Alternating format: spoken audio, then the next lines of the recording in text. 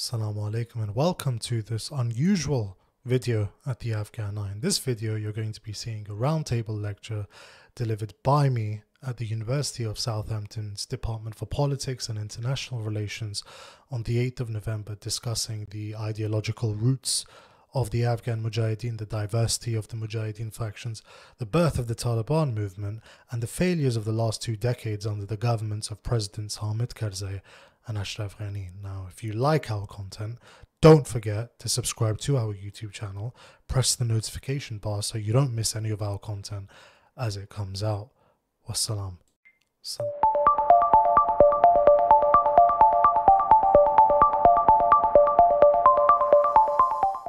Welcome to the Afghan Eye YouTube channel. If this is your first visit, make sure to subscribe and press the notification bell so that you won't miss any of our new videos.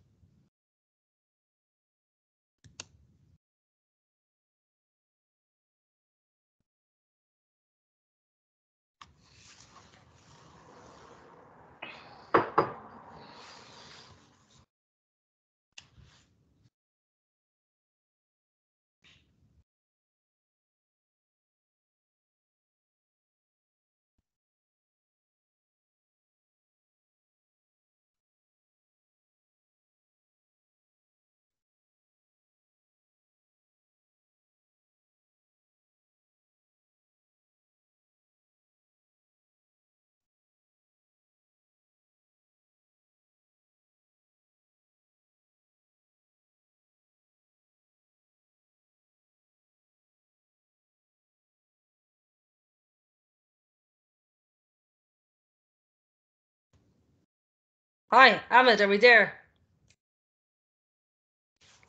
Can you hear and see me?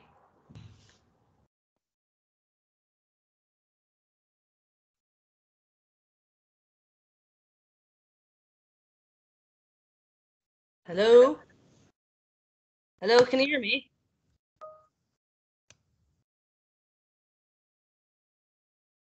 Okay, I think it's working now. I can see Ahmed, I can see you. Can you see me? Can you hear me now? I can hear you now and I can see you. I can't hear you. Can't hear me. I don't know why. It just turned off and everything. Genuinely don't know why. I can hear both of you, just for the record. Sorry, we're having a bit of teething issues this morning. We can hear you both, yes. You can hear me. Ahmed, can you hear me yet? Ahmed, can you hear Gillian?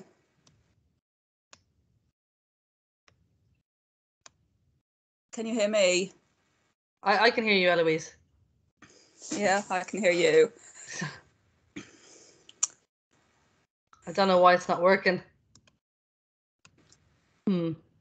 Okay. Let's see. I mean, my suspicion would be it involves Ahmed's speakers somewhere, since he's the one who can't hear people, but... Okay. I'm just going to send him a message. One moment.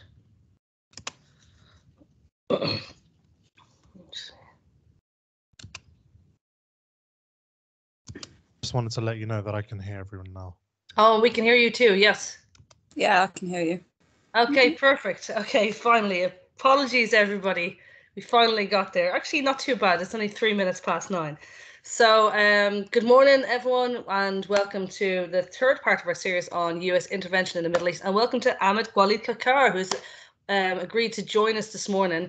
Ahmed, I want you to tell everyone a bit about yourself, but I know you're a journalist. I've been listening to your podcast, Afghan Eye, which I stumbled upon on Twitter, I'll be honest, when the US withdrew from Kabul that day. And I think it's a really fascinating podcast, and I'm going to put a link up online for the students on Blackboard after our little discussion. But if you can just introduce yourself, and then we'll have a bit of a conversation, have a few questions, and then open the floor to the students in a bit.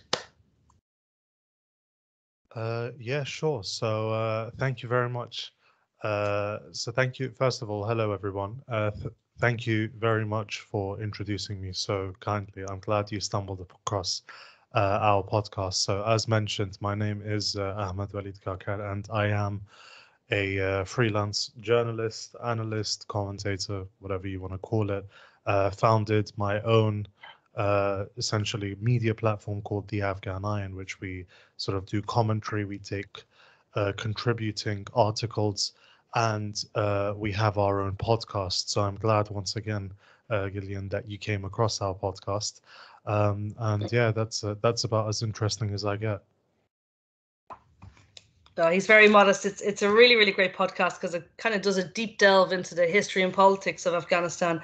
And when I contacted Ahmed, one of the main reasons why I wanted to contact you and to get you onto this was to get more Afghan voices talking, because I think that since the withdrawal has happened, when we look at the news and the political class, it's often commentators from outside the region and particularly outside Afghanistan who are talking. And there's the sense at the time in August that there was a sense of shock that nobody expected the withdrawal.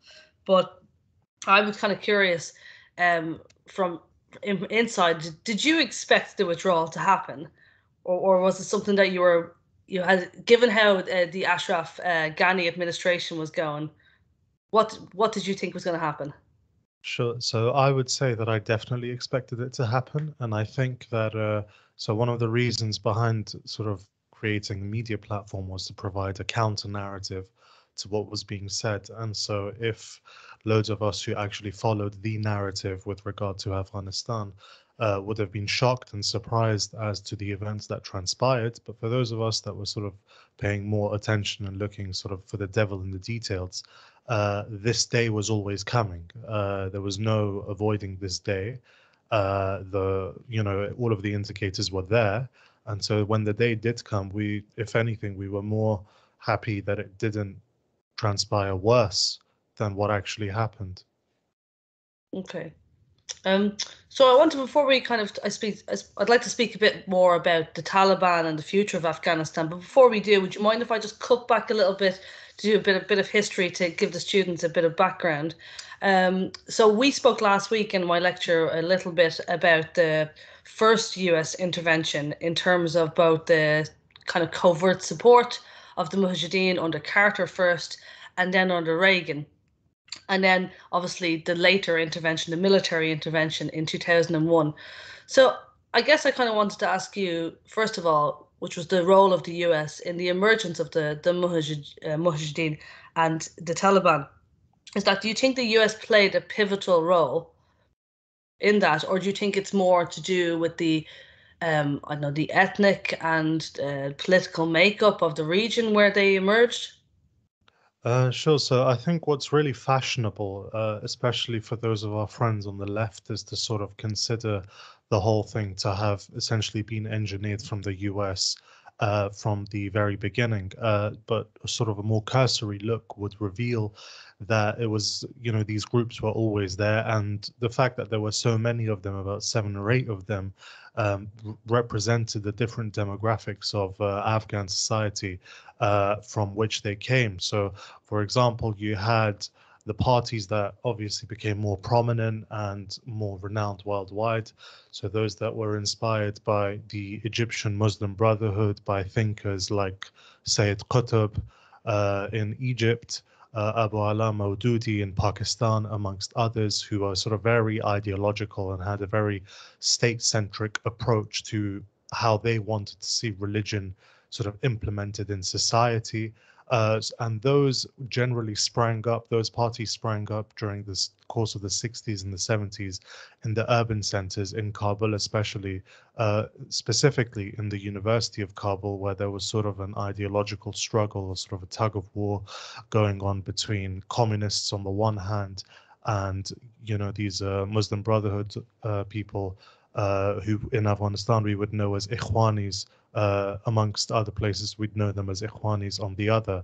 And the emergence of these Ikhwani organizations was triggered to a large extent by sort of fear that communism was taking over Afghanistan, and the traditional religious establishment, which enjoyed its privileges in alliance with the royal establishment, were simply too inept, too old, and not really conscious as to the threat that communism posed.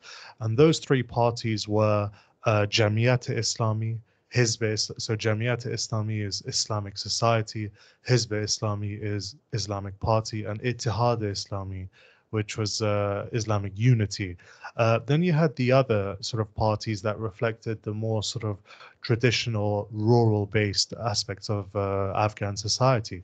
So you had parties like Harakat-e-Inqilab Islami, or the Islamic Revolutionary Movement, which, despite its name, was not really revolutionary and generally reflected the status quo.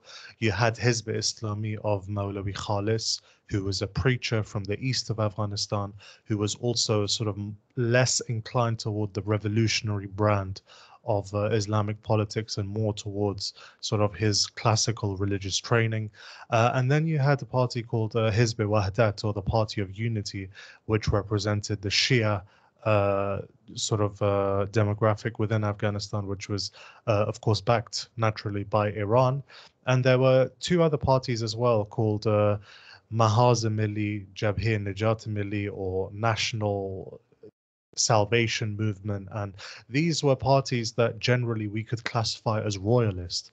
So they were headed by Sufi holy men, and one of the problems with, or one of the perceived problems rather with this, was that these holy men had inherited their positions due to their descent from sort of illuminated holy figures, and they were generally, prior to the communist revolution and the Soviet invasion and occupation, the holy men of this sort of brand enjoyed privileges in alliance with the royal establishment, and it was against, let's say, their perceived incompetence that the Ikhwani parties in Kabul University, the sort of more younger Afghans, it was against these sort of holy men that these other parties started their initial revolt. So what you have here is a broad spectrum of political parties, movements, collectively known as the Mujahideen, who fought generally, the one thing that united them was sort of wanting to get the Russians out of Afghanistan. And then what happened after that was, of course, a matter of contention. The Sufi parties essentially wanted to see a return of the king, who was ousted in 1978. And the Ikhwani party sort of wanted to enact their agenda first domestically, and then sort of to act as a model for other countries across the world, other Islamic countries naturally. So, these all represented diverse spectrums and ideological currents within Afghan society that were prevalent at the time. Yeah, I mean, it's fascinating you paint such a wide picture of it, because I think that when we look at some of the scholarship, particularly you mentioned on the left, where it's this very linear line of US support, Mujahideen, large homogenous group. And in a similar way that scholars look at Lebanon, for example, in the same way, they'll kind of say, oh, well, Hezbollah came along because of this, but missing the whole really diverse mosaic of different ethnic and political groups that were forging against each other. And I'm really keen for the students to kind of see that, because local agency matters so much. Although US intervention is so pivotal, there's such a reliance on pointing to US intervention. I'm just curious, you mentioned as well about the left. Why do you think, like leftist scholars, why do you think they put so much emphasis on the role of the US when it comes to the emergence of the Mujahideen and the Taliban? I mean, that's an interesting question. I mean, simply speaking, because the sort of that strand of scholarship is very focused on the ills, or the perceived ills, of US foreign policy, that is essentially something that they would sort of, through inductive reasoning, because there's a very clear incentive to paint things as such, the incentive is there. And the other aspect, of course, is, I mean, we could say potentially that we're emerging from the post 9/11, post war on terror world. That sort of narrative has sort of become redundant simply by virtue of a lot of the things that we've seen on our TVs over the last 2-3 months.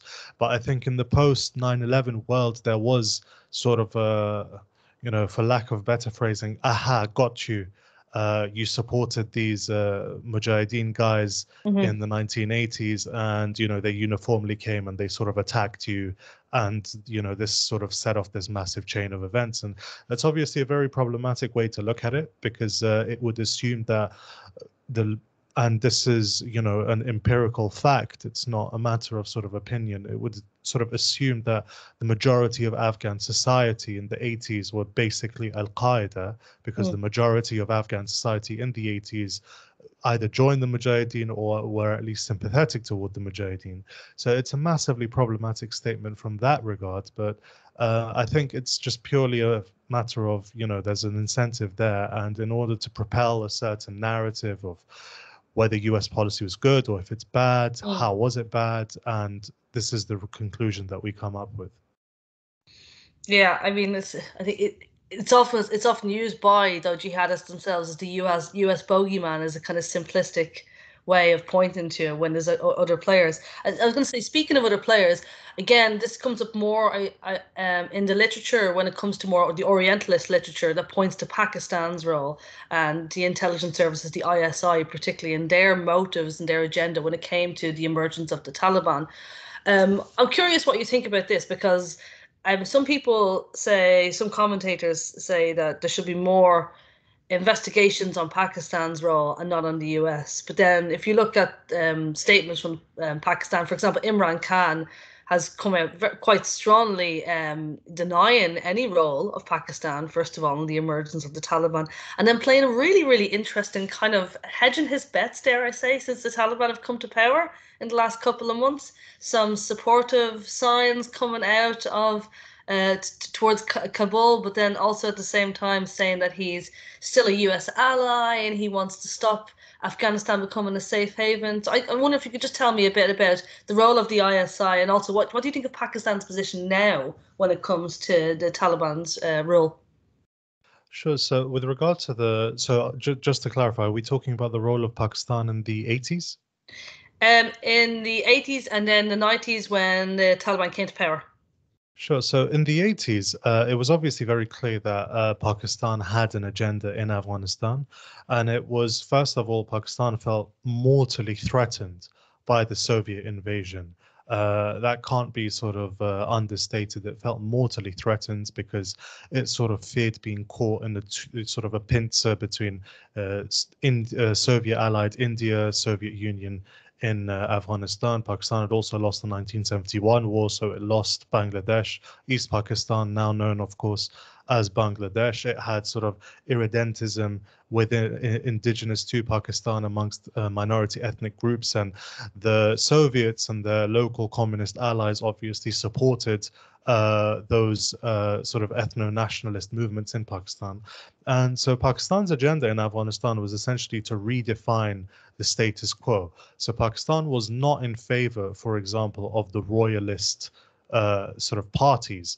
First of all, because it wanted to prevent a re-establishment of the status quo in Afghanistan, let's say of the 50s and the 60s, where there was sort of a tension over the disputed sort of border, the Durand line between Afghanistan and Pakistan. So Pakistan wanted, and especially I think it's simplistic to say Pakistan, General Zia ul-Haq wanted an ideologically sympathetic ally in Kabul in order to propel sort of what his vision as well, also of course influenced by the likes of Abu Ala Maududi. So there are loads of sort of ideological common denominators here, and to that extent the Pakistan sort of generally supported a party we know as Hizb-e-Islami of Gulbuddin Hekmatyar, who's become sort of a bogeyman, who's absolutely loathed or he's absolutely loved depending on which side of the spectrum you belong to. So for example, a bit of personal history, my father was actually part of Hizb-e-Islami, Gulbuddin Hekmatyar, and there were two reasons that the Pakistani supported him. First of all, of course, was the ideological sympathy. He enjoyed huge sort of support, admiration in Islamabad, in Rawalpindi, but he also headed the largest, the most effective sort of Mujahideen organization amongst all of them. Gulbuddin cooperated with Pakistan in sort of counterintelligence of sort of the Afghan communist regime's sabotage sort of attempts at Pakistan would be foiled not just by Pakistani intelligence, but by Gulbuddin Hekmatyar as well. Gulbuddin basically, Hizb-e-Islami rather, was the largest, the most powerful, the most well-organized, the least corrupt, the most efficient Mujahideen organization. So there was a clear sort of incentive there. Sort of, I remember asking my father, why did you join Hekmatyar? And the answer was, well, I didn't really know what Gulbuddin actually looked like. That was just the party you went to. So that was the role that Pakistan played in the 80s. Coming to the 90s, however, Pakistan, of course, continued supporting the Mujahideen even after the Geneva Accords, which was supposed to, in theory, cut the support of the Soviet Union for the Afghan communists and cut the support of Pakistan and the United States for the Mujahideen. Of course, some things just happen on paper, they don't happen on reality. But then after the Soviet withdrawal, after the collapse of the communist regime, a civil war breaks out, and Pakistan obviously did not sort of see that as being best aligned with its interests. And that civil war, to a large extent, was caused by its client party, Hizb-e-Islami. And so in 1994, in the deep rural south in Afghanistan, sort of the traditional sort of heartlands where the first capital was, when the Taliban started to emerge immediately in Islamabad and in Rawalpindi, there was a sense that, okay, sort of we've taken sort of notice of these guys. They're known as the Taliban, and they're talking about restoring law and order to Afghanistan, implementing what they see as an Islamic sort of system. And they want to get rid of the likes of Gulbuddin, who was obviously our client, but they want to get rid of all of this. And if we can get a centralized, stable Afghanistan that will allow us, and the notion of strategic depth is, of course, also used where Pakistan wants to fall back on Afghanistan in the event of a war with India, but Pakistan also wanted to gain access to Central Asian markets. And once again, there's the ideological aspect here as well of sort of Muslim, sort of fraternal Islamic solidarity, where these guys can sort of pacify Afghanistan. But of course, the relationship of the Pakistanis with the Taliban evolved. Sort of initially, one of the people that's known as the father of the Taliban, who was the Pakistani intelligence chief, Hamid Gul, he was actually very suspicious of the Taliban initially because they weren't explicitly opposed to the return of the monarchy. But over time, obviously, the Taliban did not invite the former monarch to return and reestablish a royal state. But over time, sort of there became more of an ideological convergence, despite obviously awareness in Islamabad that it was difficult to control the Taliban. And so it's really been a game of sort of hedging bets, of realizing in Afghanistan who the most reliable allies or partners are. And for better or worse, the Pakistanis, rightly or wrongly, decided that the Taliban fit the bill. And in those areas where the Taliban are most powerful, there's just kind of the northwest, the kind of Pushtun areas where it crosses the ethnic lines of Pakistan. We often hear a lot about the coercive side of the Taliban. But I'm just curious, because you mentioned this a bit with Hekmatyar about the most efficient parties emerging. Is it something similar to what I studied Egypt and the Muslim Brotherhood? And the Muslim Brotherhood obviously have not an armed wing, but they have connections to definitely more violent Islamist groups, but they also have a really, really strong social services wing. Is there something within that in the Taliban? Because we rarely hear about that. Is there kind of a more of a, I suppose, a social welfare wing as well as the violent wing? I mean, I've actually heard on some podcasts recently about their tax on the roads, which is essentially tolls, a toll system that they use to maintain the roads. Can you tell us a bit more about that? Sure. So I think one of the things that was missing in 2001 was this sort of understanding of eliminating the Taliban as a political organization would entail sort of eliminating the product of centuries of cultural, social evolution in the south of Afghanistan. And the reason that I say that is that whilst we know the Taliban as a political organization that were formed in the 1990s, they actually existed as, and I can say this as someone sort of from the south of Afghanistan, they actually existed as sort of a social organization religious organization for hundreds of years beforehand. So if we sort of just take a very brief detour back to British imperialism in the region in about 1880, when the British were defeated in a famous battle in the south of Afghanistan, in Kandahar province, which is obviously a stronghold of the Taliban, from which where I'm from.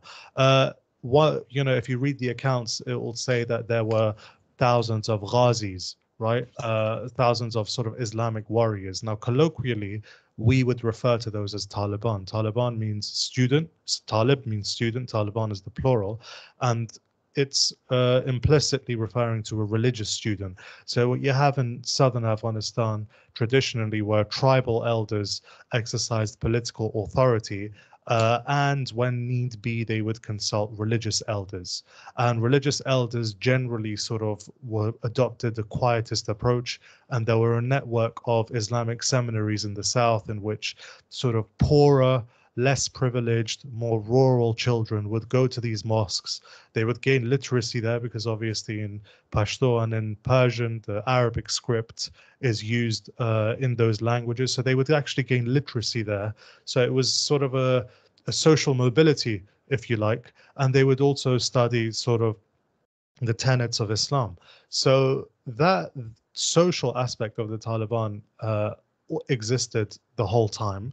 And so in 1994, when Mullah Omar basically created the political sort of side of the Taliban, what he relied upon were his networks, his pre-existing networks of madrasas or Islamic seminaries, schools and the mosques, his friends from those madrasas, to essentially create the organization, recruit for it, and essentially to wage war against the other parties in the country. So when the US came in 2001, albeit the grandiose aim of eliminating the Taliban, you're with us and you're against us, it was very short-sighted because they were so deeply entrenched in the South. So even if they were politically alienated, from a social perspective, they were always there. I remember visiting Afghanistan myself. I was about 17, and I was hearing from sort of relatives, there was a ceremony in which they tie a turban around the heads of the Taliban, and I was like, yo, what the hell?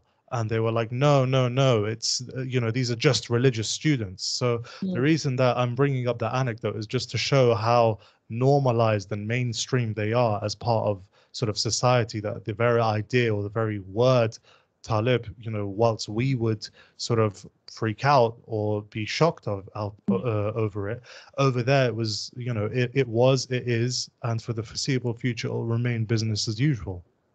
Yeah, I mean, I'm not an Afghan expert in any way, but it really reminds me of things in Egypt, for example. We in the West, when we hear the word Salafi preacher, it always has connotations of a hate preacher, like the blind sheikh. But it's so ingrained within certain parts of, like in Sinai, for example, in Egypt, where it's not in any way seen in the same way as we view our perception of it. I just wanted to pick up on, though, what you mentioned about the 2001 invasion, and again, that kind of mistake, and I mentioned this a few times in the lectures, the mistake of the US of not really understanding how deeply entrenched certain groups were within the society, is the assumption that imposing democracy would work. And that's one of the criticisms with the Hamid Karzai years. But I recently read Richard Holbrook, his book, it's called, I think it's Our Man on the Ground. And Richard Holbrook, as you know, was the US representative in Afghanistan and Pakistan for a good few years.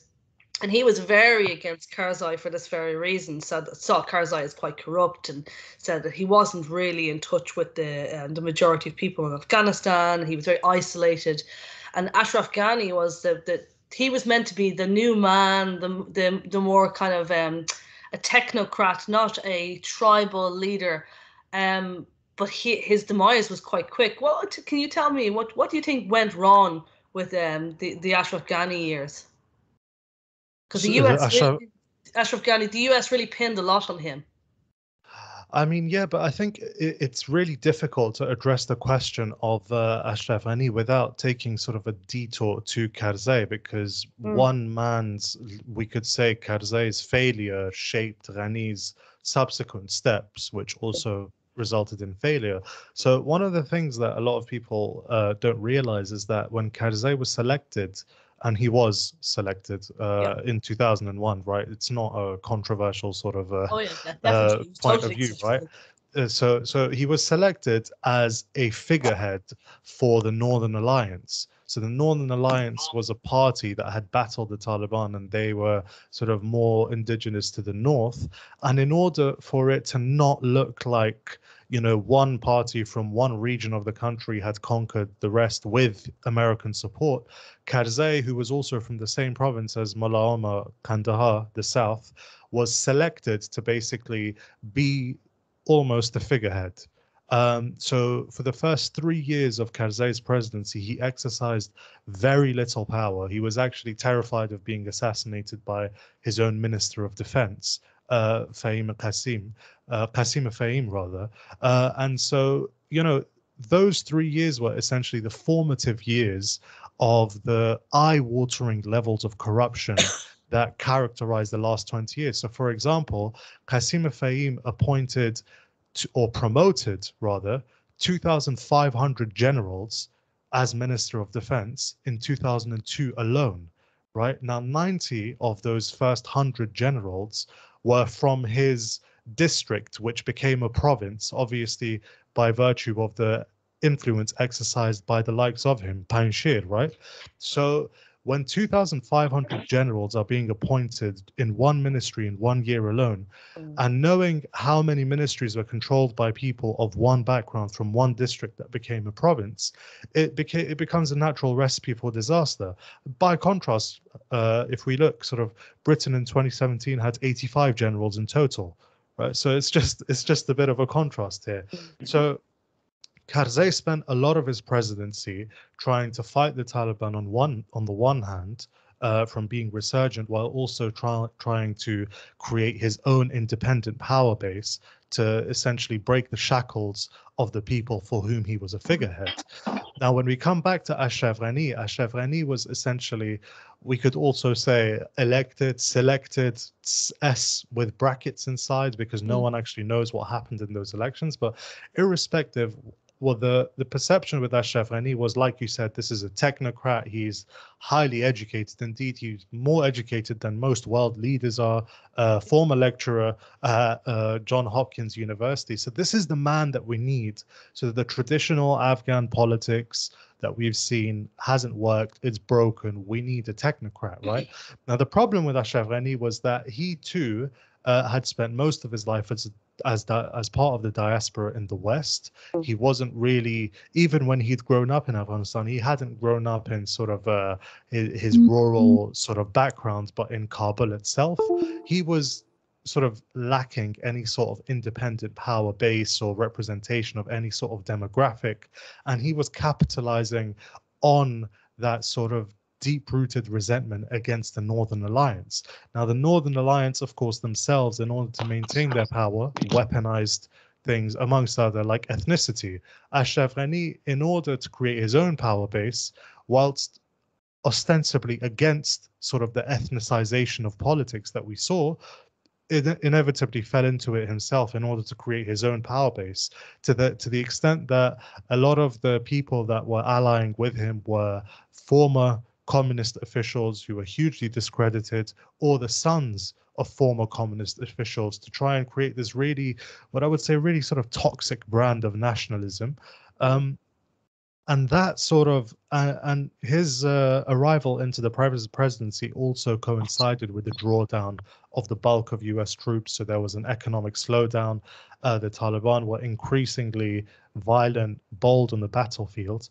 And so that was essentially, you know, those were the circumstances in which Ghani rose to the presidency. In Trump, Ghani saw an opportunity in essentially feeding President Trump's worst instincts of, you know, maximum pressure, no holds barred, all of the previous rules of engagement being relaxed, leading to a massive surge in civilian casualties. Ashraf Ghani supported that all along. But if you sort of read John Bolton's book that came out after he was fired from the White House, he basically says, and amongst others, that Trump's national security advisor, McMaster, had said that, this is the policy, South Asia strategy. A year and a half later, they came back, they generally see in the White House that despite this maximum pressure, despite this massive surge in civilian casualties, the Taliban are holding more ground than they were prior to this offensive. Right? And that is why Trump essentially decided, Trump's rhetoric and rationale is well known to all. He obviously wasn't the most fond of people from other countries, much less Afghanistan. It's that I need to get out of this hellhole, which I promised my electorate that I would. And that is when he started engaging in earnest with the Taliban, which culminated in the Doha Agreement, which Ashraf Ghani, because he felt threatened, tried his utmost to sabotage. And because he hedged his bets the wrong way, that obviously that sort of gamble essentially fell flat on its face and culminated with the Taliban capturing Kabul whilst US troops were still in the country, which is, from a pro-government perspective, that is even worse and more embarrassing than the communist government's collapse, because at least the communist government of Najibullah survived for 3 years after the Soviet withdrawal until 1992, whereas Ashraf Ghani was forced to flee whilst US troops were still in his country. So that is a very brief breakdown of Ghani's presidency. I mean, it sounds like you are highly critical of Biden's withdrawal, in the sense, even though it was inevitable. No, I'm not, because I wouldn't say I would say that the withdrawal was a good thing. It in and of its essence, because there's no sort of that this war could have been over 10 years ago. The Taliban were ready for negotiations in 2001. They were ready for negotiations in 2010. And from a pro-DC perspective, it's mind-boggling how it wasn't understood that what the Taliban would have settled for in 2001, they would not settle for in 2011. And what they're going to settle for in 2021, what they were going to settle for in 2011, they're not going to settle for now, because this is all about power dynamics. And the US was losing throughout the entirety of its presence in Afghanistan. This day was coming. The shock is, generally reflected by people that thought there was an actual chance the US could win. But the fact that President Obama had to initiate a surge meant that things were going wrong. Right? Otherwise, why would you surge? That emboldened the Taliban even more. So this war could have been over 10 years ago with much less lives lost. But what I am critical for President Biden is the fact that he actually postponed unilaterally the withdrawal date of the Doha Agreement. So US troops were actually supposed to withdraw in May 2021. He postponed that, and it was after that postponement that the Taliban essentially went into first gear on the battlefield. And we saw these massive scale surrenders of districts without a fight, which culminated in this conquest. So there was still a chance for some modicum of power sharing between these different stakeholders. But if we follow sort of classical thinkers, we know Karl von Clausewitz, war is a continuation of politics by other means. So instead of expecting the Taliban to not press their advantage on the battlefield, we should have known that they were going to do that and not give them a reason as the winning party to do that. We should have, tried to prevent that. So I think there's enough blame to be shared, but I think that withdrawal in and of itself was inevitable. It was coming, and that occupation could not have been sustained.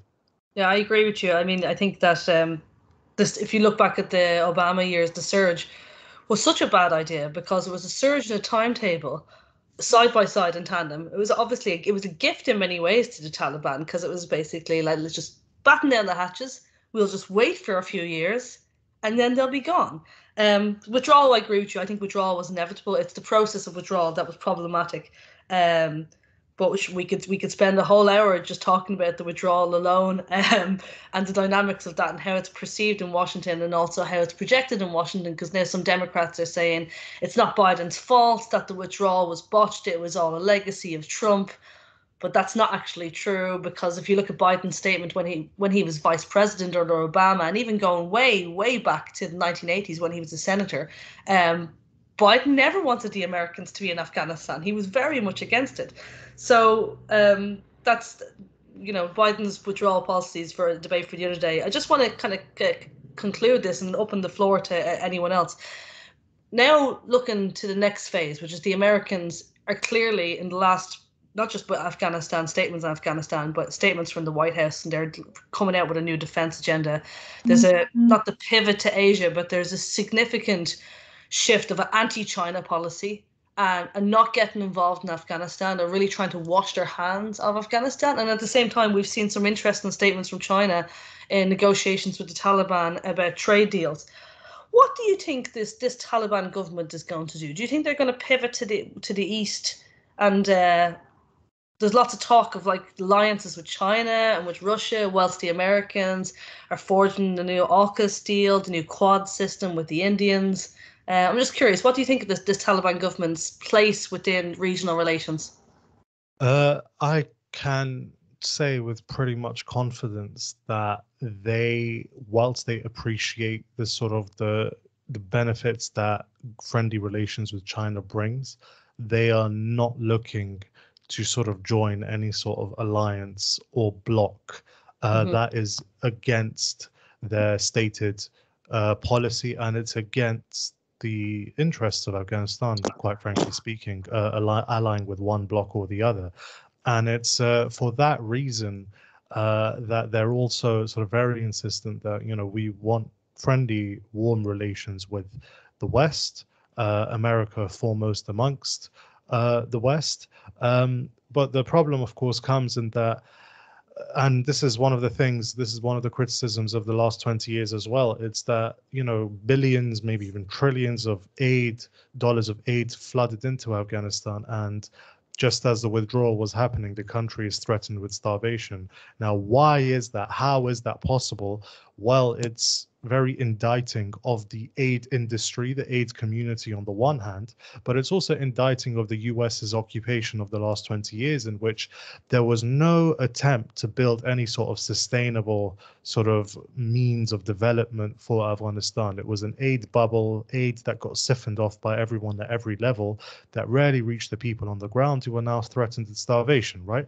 And you would think that, okay, fine, if the US did not develop Afghanistan, as it promised it would, of course, but we should, students of international politics, we're obviously more shrewd than that. But if it didn't develop Afghanistan, fine, but then these funds of the Afghan central bank that were stored abroad have also been frozen.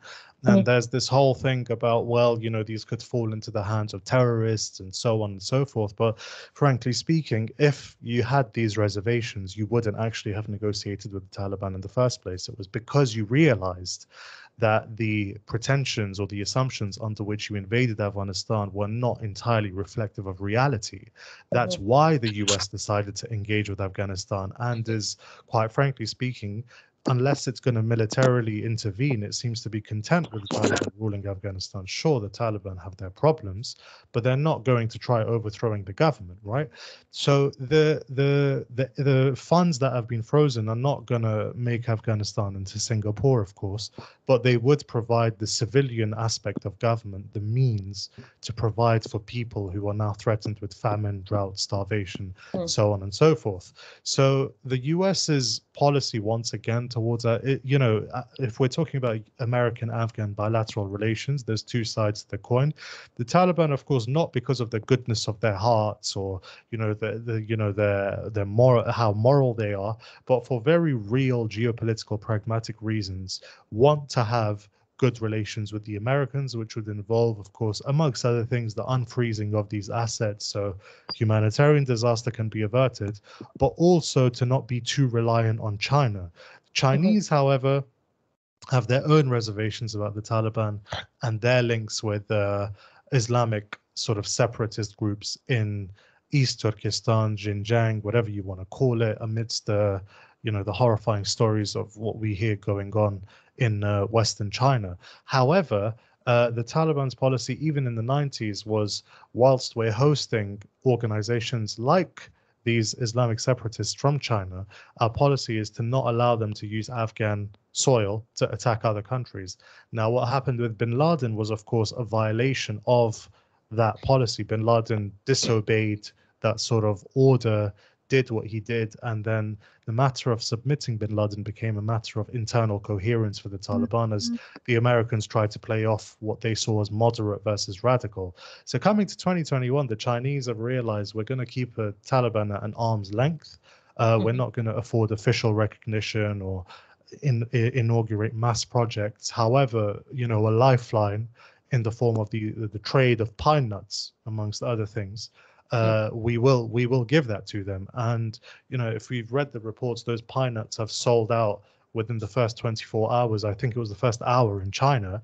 So the Taliban are, of course, very appreciative of that. But you know, that as shrewd sort of politicians as they've demonstrated, they understand that allying with Russia and China is not sort of in their interest in the broad scheme of things. Yeah, I think shrewd politicians is a great way to conclude that, because I feel like the Taliban of 2021 are very, very different to the Taliban of the 96-2001 period. Much more savvy, much more media savvy, lots of talk about trade deals. So it'll be interesting to see what happens there. And I'm just going to open the floor to everyone, but also just to also note, looking at the humanitarian disaster that's happening, it's just so reminiscent to Iraq as well, of the total lack of a post-reconstruction plan. We talk about like nation building and civil society, that the Americans talk about this, but there's a basics of a functioning economy, and you know, an ending of really public and private total massive corporation, and aid, US aid used for that so much. It's a similar problem in Lebanon. It's a similar problem in Iraq, and it's tragic, and it's the same situation again and again. But again, that's really a topic for another day. Just because we're running out of time, I really want to open the floor. Does anyone have any comments, any questions?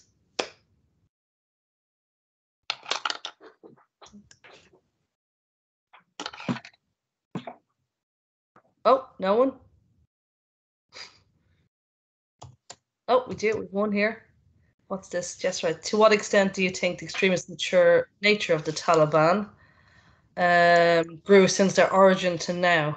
There's a lot of questions there. Can you see them, Ahmed? Do you want to pick up them any? Sorry, let me just, I don't think I can see the question. So I'll read, if you want, I can read the first one to you. Just read. Sure. She says, to what extent do you think the extremist nature, I think, of the Taliban grew since their origin to now, and why do you think so? I don't, well, I mean, the thing with defining things as extremist or whatever, we sort of have to define what is or what is not extreme about them. But if we're, as I understand, referring to sort of their ideological persuasions, it's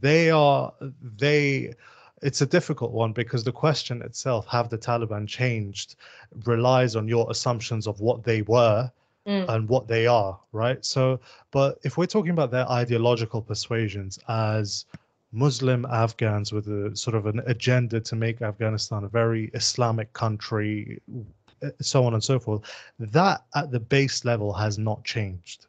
They're still as committed as ever to enacting their agenda for the country in order to reform it, make it, you know, Islamic, make it pure, so on and so forth.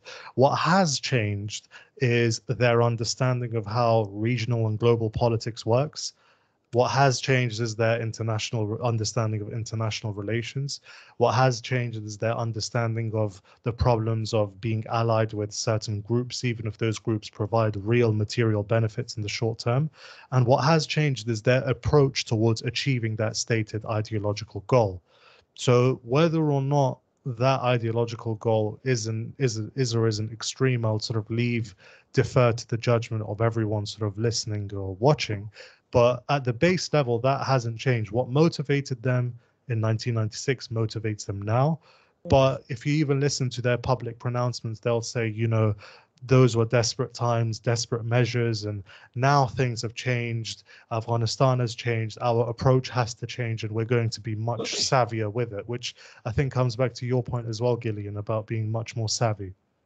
Yeah, like I think a lot of Islamist parties, I think, have become a lot more savvy over the course of the war on terror, learning the lessons of, I mean, Islam is the solution. It just no longer works with a much more educated, I think, country. So there's another question here from Natasha, and she asked, do you think if they release the funds and trade in exchange for human rights guarantees, it will work? I presume what she means is she's talking about the assets that are frozen assets in Yeah. exchange. Yeah.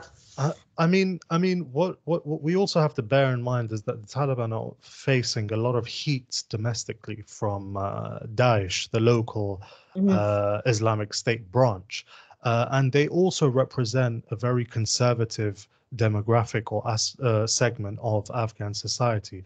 So with regard to human rights, it really depends what sort of human rights we're talking about. Girls' schools are something that, in my view, is a matter of more of when and not if. I don't think there's sort of any sort of underlying ideological opposition to girls' schools. I think even some of their senior religious figures have come out and said, we don't have any problems with women becoming judges or serving to some extent as deputy ministers or ministers. But obviously they with the caveat, of course, that this will take time. But it's indicative of sort of how they view the role of women in society. So if we're talking about human rights in that aspect, no, I don't. I think that's something that they're already to some extent committed to.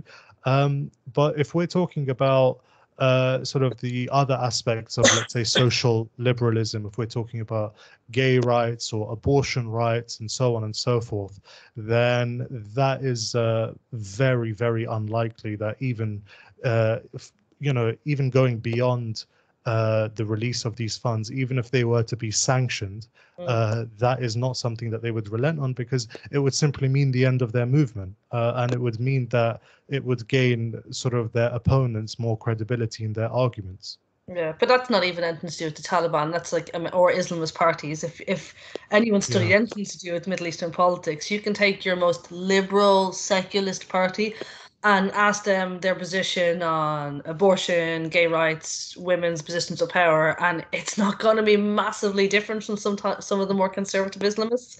So, I mean, sometimes when I hear these questions about, human rights, particularly women and LGBT rights, you're so far away from that.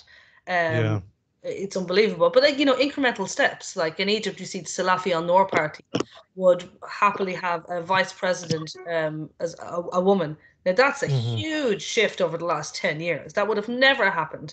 So, I mean, on the flip side of that, you could say, well, that's not really human rights. Look how inequality there, because women still are not allowed to have the same positions of power as men.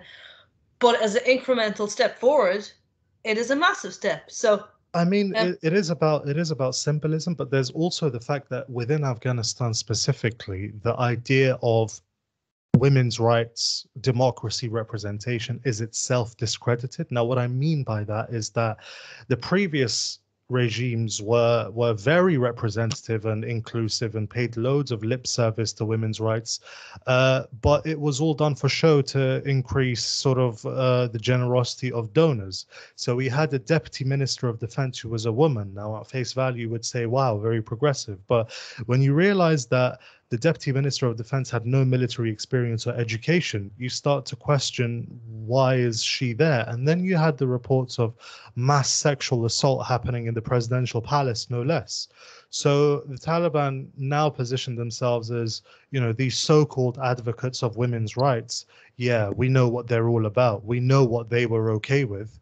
And that is what they were okay with. So their objections to us now, quite frankly, don't matter. And that is, of course, because the whole project of the last 20 years didn't just fail materially, but in terms of gaining any sort of soft power or leverage, it failed in that as well. It's hugely discredited. So it'll take time for those sorts of memories to start to fade away. Yeah. Okay, I'm going to say on that note, because I'm conscious that a lot of the students have to go to their next lecture, I'm going to say thank you so much, Ahmed. You've been fantastic, and I'm going to touch base with you again after this, and I owe you a coffee and dinner and everything. Thank you so much for joining us for a 9 o'clock early start. And I'm sure if you were in front of all the students, they would give you a virtual round of applause. So, and everyone, I know you probably have more questions. I'm happy to pass them on. if you want to email me over. So thank you very much. And yeah, take care, everyone. Have a good day.